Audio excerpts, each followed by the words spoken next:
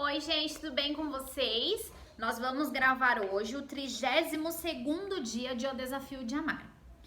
O amor satisfaz as necessidades sexuais. O marido deve cumprir os seus deveres conjugais para com a sua mulher e da mesma forma a mulher para com o seu marido. 1 Coríntios 7:3. Algumas pessoas acreditam que a Bíblia não tem nada de bom para dizer sobre sexo, como se tudo o que Deus quisesse fosse nos dizer quando não fazê-lo e com quem não fazê-lo. Na realidade, contudo, Deus tem grandes coisas a dizer a respeito do sexo e da bênção que ele diz ser para ambos, marido e esposa. Mesmo os limites e as restrições são maneiras de Deus manter a nossa experiência sexual em um nível muito mais elevado do que os anunciados na televisão e nos filmes. No casamento cristão, o romance deve prosperar e florescer. Afinal de contas, ele foi criado por Deus.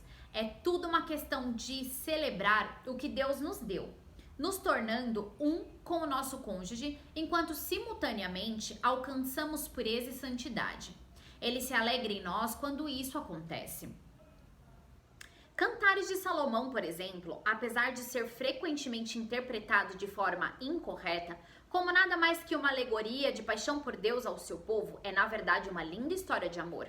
Ele descreve o ato sexual entre o marido e a esposa em detalhes poéticos, mostrando como um correspondente ao outro. Ele expressa como a honestidade e o entendimento em assuntos sexuais levam a uma vida segura de amor. É verdade que o sexo é apenas um dos aspectos do casamento. Contudo, com o passar do tempo, um de vocês dará mais importância a ele do que ao outro. Como resultado, a natureza da unidade como homem e mulher estará ameaçada e em perigo. Mais uma vez, o fundamento bíblico do casamento foi originariamente expresso na criação de Adão e Eva. Ela foi feita para ser alguém que o auxilie e o corresponda, Gênesis 2:18. A unidade do relacionamento deles e do seu corpo físico era tão forte que foram considerados como uma só carne. Gênesis 2:24. Esta mesma unidade é a marca de todo o casamento. No ato do romance, unimos o nosso coração um ao outro em expressão de amor que nenhuma outra forma de comunicação pode atingir. E por esta razão que o leito conjugal deve ser conservado puro. Hebreus 13:4. Esta mesma experiência não é para ser compartilhada com mais ninguém.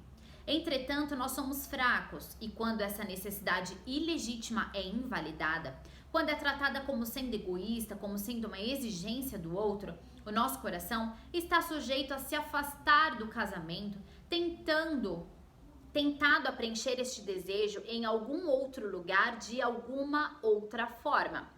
Para agir contra essa tendência, Deus estabeleceu o casamento como a mentalidade de uma só carne. A mulher não tem autoridade sobre o seu próprio corpo, mas sim o marido. E também da mesma sorte, o marido não tem autoridade sobre o seu corpo, mas sim a mulher. 1 Coríntios 7:4. O sexo não é para ser utilizado como uma negociação. Ele não é algo que Deus nos permite reter sem consequência. Apesar de existirem abusos a esse padrão, projetado divinamente, a essência do casamento é de nos dar ao outro para satisfazer as suas necessidades. O sexo é uma oportunidade dada por Deus para cumprir esse propósito. Então não se recusem um ao outro. A Bíblia adverte, exceto por mútuo consentimento e durante certo tempo, para se dedicarem à oração. Depois, unam-se de novo, para que Satanás não os tente por não terem domínio próprio. 1 Coríntios 7:5. Você é a única pessoa chamada e designada por Deus para satisfazer as necessidades sexuais do seu cônjuge. Se você permitir que a distância cresça entre vocês nessa área, se você permitir que a rotina tenha lugar em seu casamento, você está tomando algo que por direito e exclusivamente pertence ao seu cônjuge. Se você permitir que o seu cônjuge saiba através de palavras, ações ou falta de ação que o sexo não precisa ser mais do que você quer que seja, você rouba dele o sentido de honra e ternura que foi estabelecido por ordem bíblica. Você viola a unidade, uma só carne do casamento. Então, se você, aquele que se vê como está sendo o privado, ou aquele que admite estar privando o outro, saiba que o plano de Deus é que vocês encontrem o equilíbrio e cheguem a um acordo.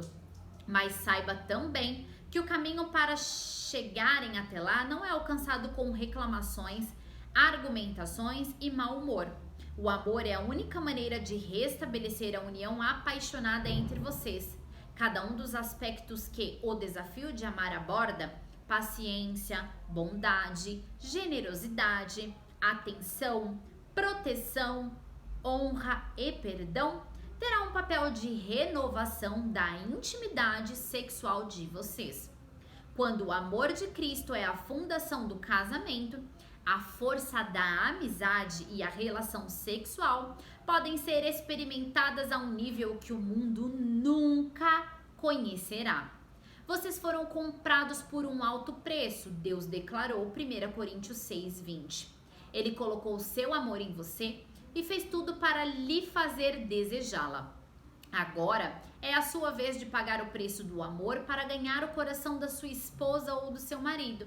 Quando agir assim, você sentirá a felicidade absoluta que flui quando o sexo é feito por todas as razões corretas. E como se não fosse suficiente, você também terá a oportunidade de glorificar a Deus com o seu próprio corpo. 1 Coríntios 6:20. Que bonito! Que lindo! Que extraordinário! Desafio de hoje. Se possível, relacione-se sexualmente com o seu marido ou com a sua esposa hoje. Faça isso de maneira que honre o que o seu cônjuge lhe disse ou deixou implícito a respeito das necessidades dele em relação à sexualidade. Peça a Deus para que esse momento seja agradável para os dois e para que também seja um caminho para a intimidade cada vez maior. Anote quando o desafio estiver completo. Essa foi uma experiência satisfatória para você? Se não aconteceu da maneira como você esperava, o que acha que está dificultando a situação? Você já se comprometeu em levar isso a Deus em oração? Se foi bênção para os dois, o que você pode aprender com isto para o futuro? Cantares de Salomão, quão formosa e quão aprazível és, ó amor em delícias. Cantares de Salomão 7:6. Vamos orar. Paizinho querido, o Senhor literalmente deixou o teu Espírito Santo para nos ensinar em todas as coisas. Nós vemos que dentro das igrejas as pessoas não falam sobre sexo, que é algo tão importante. Nós não conseguimos entender que é uma criação tua. Foi o Senhor quem criou o sexo. E a gente não consegue falar isso com o nosso cônjuge, a gente não consegue ensinar os casais na igreja, a gente não consegue conversar com os nossos filhos da forma correta, biblicamente, falando sobre sexo. Por quê? Porque o inimigo conseguiu deturpar o sexo. E nós, cristãos, nos acomodamos e não buscar o conhecimento para conversarmos e para fazermos algo de diferente no nosso relacionamento. Que hoje, Pai, toda religiosidade sobre o sexo caia por terra em nome de Jesus. O Senhor nos entregou o sexo como presente porque o Senhor sabia o que o Senhor estava fazendo. E por muitas vezes é uma situação, falou sobre sexo, as pessoas já ligam a algo ruim, a uma cena ruim. E não, isso precisa ser ressignificado dentro de nós, Pai. Nos ajuda a ressignificar hoje essa imagem de sexo dentro da nossa mente, para que nós possamos colher frutos diferentes dessa relação sexual. Deus, eu quero que o Senhor visite cada casal aqui, Senhor. Por favor, Deus, faça isso. Ouça a nossa súplica, né? Porque tem casais que estão suplicando porque não conseguem ter relações sexuais. As relações já se esfriaram. Senhor, eu já ouvi histórias de casais novos que o marido às vezes prefere beber uma cerveja ao invés de ficar ali curtindo a sua esposa. As esposas sentem uma impressão assim de estarem indo, uma ovelha sendo morrer lá no matadouro, Pai, porque não querem ter relações com seus esposos. Oh, Jesus, que hoje o Senhor possa visitar cada casal que está ouvindo essa oração, para que o Senhor possa nos encher de fogo, para que nós venhamos sim praticar o sexo dentro da nossa casa, para que nós venhamos entender que sim, o sexo ele é importante para nossa relação. É importante talvez mais para os homens do que para as mulheres. Senhor, mas se existe alguma mulher aqui que esteja sofrendo, Pai, em nome de Jesus, Pai, se for algo espiritual, eu declaro falência agora em nome de Jesus, falência do inferno, que nenhuma arma forjada contra nenhum casal aqui prosperará. Senhor, guarda o olho, Senhor, o nosso olho, para que nós não venhamos olhar para outras pessoas, que não venhamos desejar outras pessoas, a não ser o nosso cônjuge, Pai. Guarda, Senhor, os olhos dos nossos maridos, para que eles não venham olhar para outras mulheres e serem estigados por elas.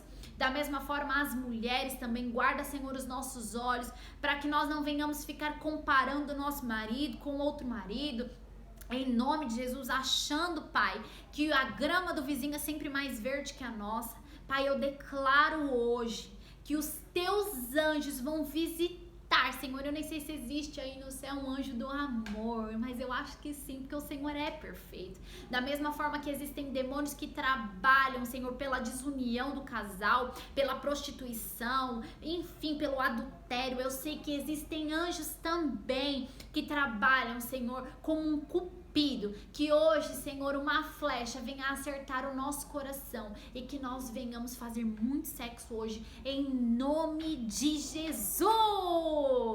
Você já orou por isso? Se você não orou, ore, pois o sexo é de Deus, sim. Satanás, ele tem tentado nos enganar, mas eu aprendi uma coisa e eu vou falar pra você. Para de falar, isso é de Satanás, isso é do diabo. Nada nessa terra é do diabo. Ele não tem nada porque ele não criou nada. O Senhor foi quem criou todas as coisas. Ele simplesmente pega algo que Deus já criou, ele deturpa de uma forma que aquilo possa prejudicar o povo de Deus, mas essa não precisa ser a sua visão. Então, em nome de Jesus, tenha suas lentes trocadas hoje pelo sexo, tá bom? Eu espero ter ajudado muito, muito, muito você nessa área hoje. Deixa um comentário aí.